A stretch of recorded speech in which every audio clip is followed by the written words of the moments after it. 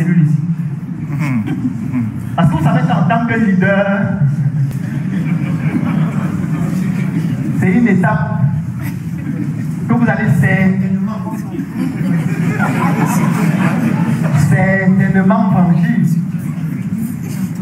Parce que ce qu'on ne dit pas, c'est que le leader, en fonction de sa vision, devient l'ennemi des autres leaders. Il ne faut jamais l'oublier. Quand vous décidez de construire une vision, vous devenez le leader de cette vision. Vous prenez des personnes qui vous accompagnent à réaliser cette vision. Ceux qui n'ont pas la même vision que vous deviennent vos ennemis et vont vous combattre. Et s'ils trouvent que le moyen de vous éliminer, c'est physiquement, ils vont vous éliminer physiquement. S'ils trouvent que le moyen de vous stopper, c'est de vous mettre en prison, ils vont vous mettre en prison. S'ils trouvent que le moyen de vous affaiblir, c'est de recruter des gens dans votre communauté en leur donnant des conditions meilleures, ils vont le faire d'ailleurs. La plupart des entreprises le font. C'est-à-dire qu'on va recruter les meilleurs chez les concurrents et on leur donne des salaires beaucoup plus importants. Donc ne pensez pas que quand on devient leader, on vit bien, on boit du jus d'ananas, et puis la vie est jolie, on est enfin devenu leader. Non. Leader, c'est la guerre au quotidien.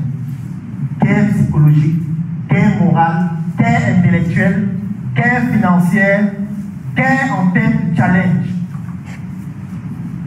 Mais ce n'est même pas seulement une guerre qui se résume à votre personne, parce que si une personne de votre communauté commet une gaffe, vous êtes aussi responsable en tant que leader. Si un membre de Wakanda Academy actuellement commet une gaffe maintenant, le responsable c'est Yann Amon.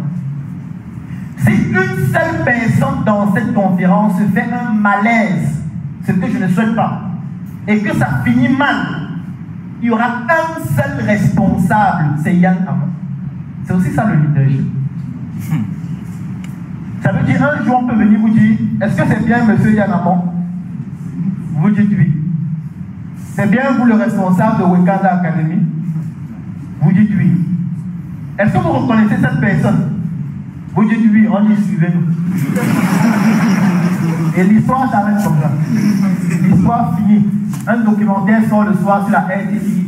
Yann Amon, l'escroc qu'on recherchait depuis les 5 dernières années, mais qui a toujours réussi à dissimuler son arnaque.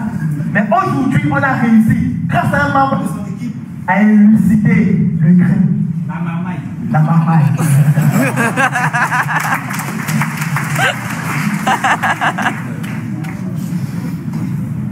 Et là,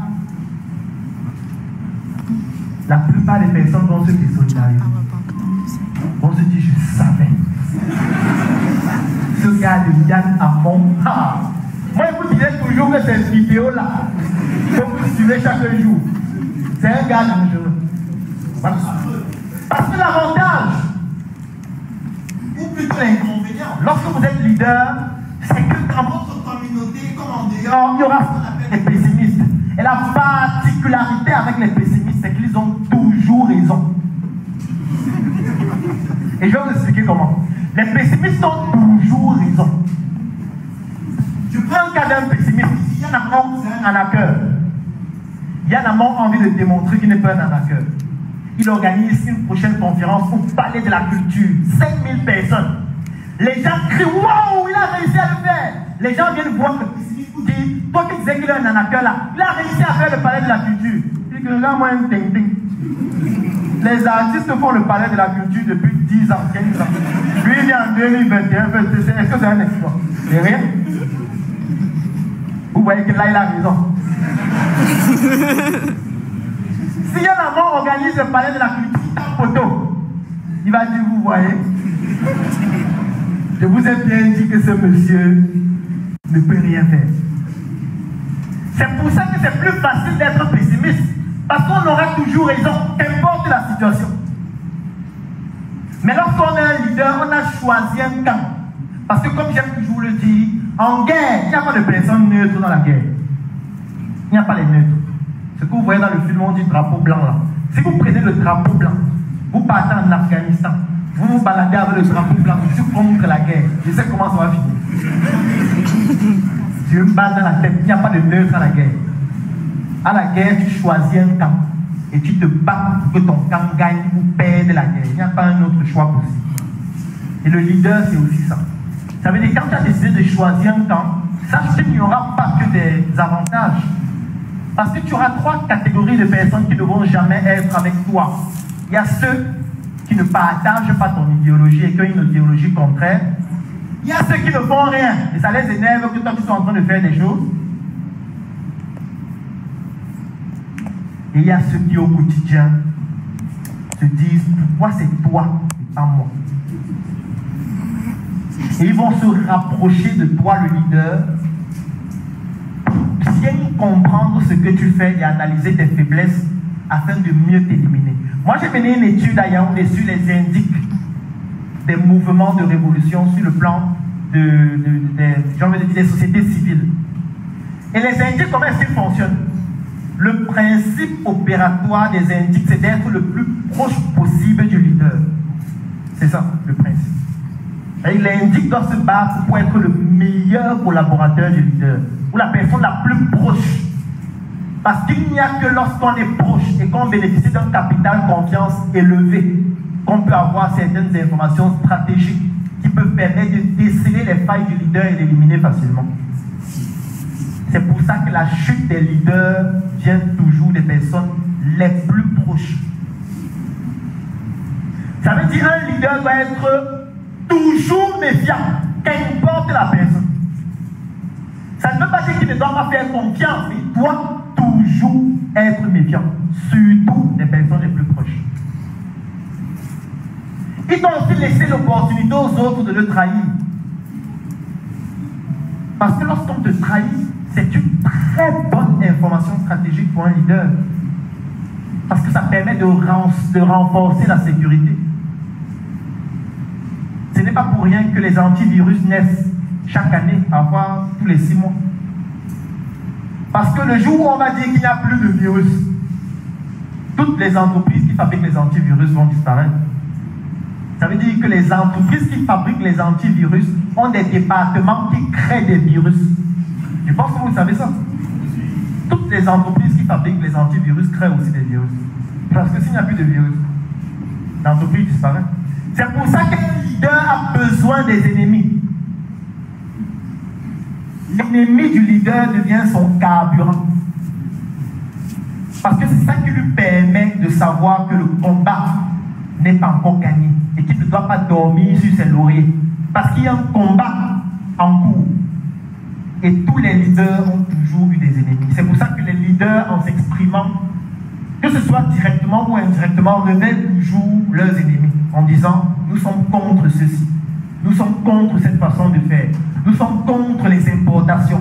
Nous sommes contre la colonisation. » Mais c'est un ennemi parce qu'il y a des gens qui gagnent de l'argent de la colonisation. Donc quand tu dis que tu es contre la colonisation, ça veut dire que tu déclares une guerre que peut-être toi tu ne comprends même pas.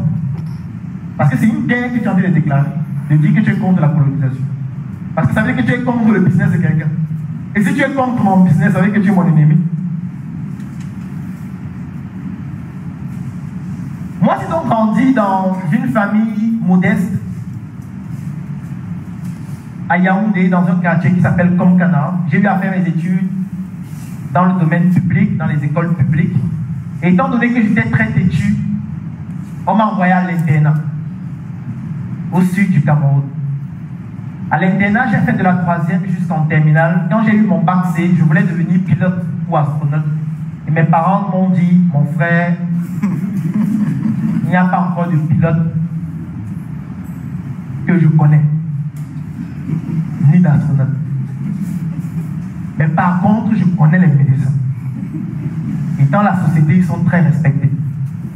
Donc tu as 2 choix. Soit tu vas réaliser ton rêve de pilote, parce que j'étais très fort en mathématiques, j'avais eu un concours pour continuer mes études à Clermont-Ferrand en France. Ils m'ont dit, soit tu vas réaliser ton rêve avec tes moyens, soit tu choisis de réaliser notre rêve et nous on finance. Bon, vous comprenez qu'un jeune qui venait d'avoir le bac à 17 ans, et qui n'avait pas de compte bancaire et donc tous ses biens réunis, peut-être même sa vie ne valait même pas 1 million, était obligé de choisir le deuxième choix.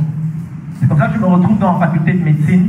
Mais quand je suis en faculté de médecine, je ne suis pas passionné par la médecine. Parce que moi, j'aime les mathématiques, j'aime la physique, j'aime la science, j'aime la technologie.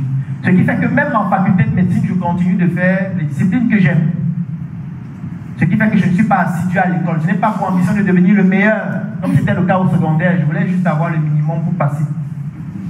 Je l'ai fait en première année de médecine, deuxième année, troisième année, ce qu'on appelle les sciences fondamentales. Je faisais même du rap, parce que j'ai rappé pendant 5 ans. J'ai plus de 100 chansons. Et en 4e année de médecine, le déclic se produit parce que je fais mon premier stage hospitalier dans un hôpital du sud, de l'ouest du Cameroun qui s'appelle l'hôpital régional de Bafoussam. Et pendant mon stage, je rencontre un enseignant, un pédiatre qui s'appelle le docteur Ngara.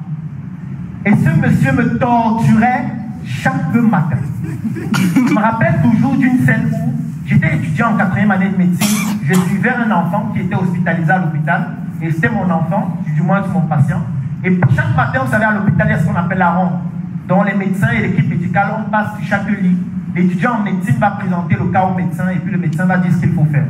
Et lorsqu'il est arrivé devant mon lit, je présente le patient, c'était un enfant de 6 ans, et puis sa mère était à côté, toute l'équipe médicale, et quand je finis de présenter, il dit, d'où vient ce criminel? Et je suis perdu. Et il dit à la maman, est-ce que vous savez que si je ne venais pas aujourd'hui, ce monsieur allait tuer votre enfant? Je dis, ah bon? Il commence à m'insulter copieusement devant tout le monde. Le lendemain, je dois continuer de suivre les enfants. Et quand j'arrive devant la mère, elle dit, mon frère, tu apprends encore, mais aujourd'hui, tu vas laisser l'enfant. Va consulter les autres enfants. Et ça me frustrait énormément. Mais ce qui m'avait marqué chez ce leader, qui a été le leader qui a créé le déclic chez moi, c'est que dans son service, les infirmières soignaient entièrement les enfants sans qu'aucun médecin n'intervienne. Ça veut dire qu'un enfant arrivait à l'hôpital, c'est une infirmière qui le recevait, qui le consultait, qui posait le diagnostic, qui mettait sur pied le traitement sans qu'aucun médecin n'intervienne. Parce qu'il avait tellement formé ces infirmières qu'elles étaient plus fortes que les médecins. Et pour moi, c'était extraordinaire parce que dans tous les autres hôpitaux où j'allais, c'est le médecin qui décidait, c'est le médecin qui posait le diagnostic, c'est le médecin qui disait le traitement, s'il faut l'arrêter ou s'il faut suivre. Lui, il venait juste pour des cas exceptionnels. Et quand il avait fait un cas exceptionnel, pour les autres cas, les infirmières le faisaient entièrement sans lui. Ce qui fait qu'il venait à l'hôpital rarement. Et pour moi, j'ai dit waouh! Et c'est lui qui me faisait comprendre que pendant une garde, mais comment un étudiant en médecine peut aller à un anniversaire? Comment un étudiant en médecine peut aller au deuil? Comment un étudiant en médecine peut dormir plus de 3 heures de temps par nuit? Je vais vous donner un cours. Le cours s'appelle Comment perdre son temps. Et parmi les 3 choses qui perdent le plus de temps, aller au deuil, aller aux anniversaires, dormir plus de 3 heures par nuit. Pour moi, c'était un choc. Mais comment il peut dire qu'on le parle au deuil? Mon père, ma mère. Et il nous faisait comprendre que le médecin, c'est un savant. Parce qu'en réalité, avant, les médecins étaient les savants. Savants, pourquoi? Parce qu'ils ont des compétences dans plusieurs domaines d'activité. C'est pour ça que quand vous regardez un livre de physique, vous allez voir les mêmes noms que dans les livres de chimie, vous allez voir les mêmes noms que dans les livres de philosophie, vous allez voir les mêmes noms que dans les livres de mathématiques, parce que c'était des savants qui transcendaient la science, parce qu'ils étaient des savants qui ne se contentaient pas d'une seule discipline, comme c'est le cas aujourd'hui. Aujourd'hui, je suis médecin, quand je parle d'économie, on me dit reste concentré, va à l'hôpital. Ça veut dire que nous sommes en train de régresser par rapport à nos ancêtres qui étaient des leaders dans plusieurs disciplines. Et ils nous rappelaient ça chaque jour à l'hôpital. Et depuis ce jour, j'ai décidé que moi aussi, je ne serai pas comme les autres. Je veux aussi être un leader qui peut transcender plusieurs disciplines. C'est comme ça que j'ai commencé à apprendre dans beaucoup de domaines d'activité. Aujourd'hui, en dehors des livres de médecine, j'ai déjà lu plus de 400 livres. Et quand j'ai fini mes études de médecine en 2014, j'ai décidé que moi aussi, je vais assumer toute ma dimension de citoyen avec mes droits et mes devoirs. Et mon devoir était celui de ne pas faire en sorte que ce soit seulement mes proches qui bénéficient de mes compétences, mais que ce soit l'humanité qui en bénéficie. Pas pour m'égaler, mais pour faire beaucoup mieux, parce que je suis encore très médiocre actuellement.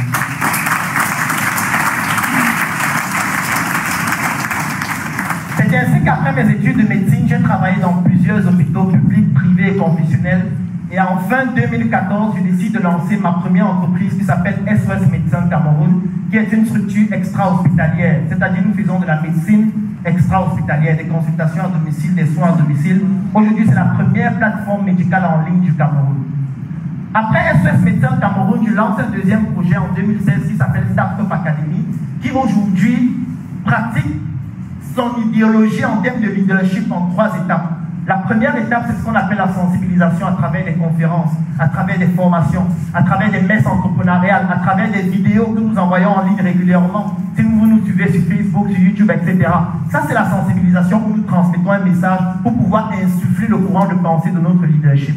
La deuxième étape, c'est la formation, c'est-à-dire de donner des compétences opérationnelles aux personnes qui sont dans la communauté pour leur permettre de pouvoir passer à un niveau beaucoup plus élevé en termes de savoir. Et la troisième étape, c'est l'investissement dans des projets industriels. Et aujourd'hui, nous avons plusieurs industries que nous avons déjà implémentées, comme l'industrie Startup Cosmétique, où nous fabriquons des produits cosmétiques, comme l'industrie Startup Color, où nous fabriquons de la crème, nous fabriquons des sacs, nous fabriquons des peintures, comme l'industrie Startup Food, où nous fabriquons des produits agroalimentaires. Et nous avons des marques comme Choco, c'est une marque de chocolat, et plusieurs autres produits agroalimentaires qui vont venir sur le marché bientôt. Des industries comme The Queen, qui est la marque de Nancy, qui fabrique des produits capillaires. Des industries dans le domaine de la télé, comme UN Media, qui est une chaîne de télé qui est créée par Ulrich.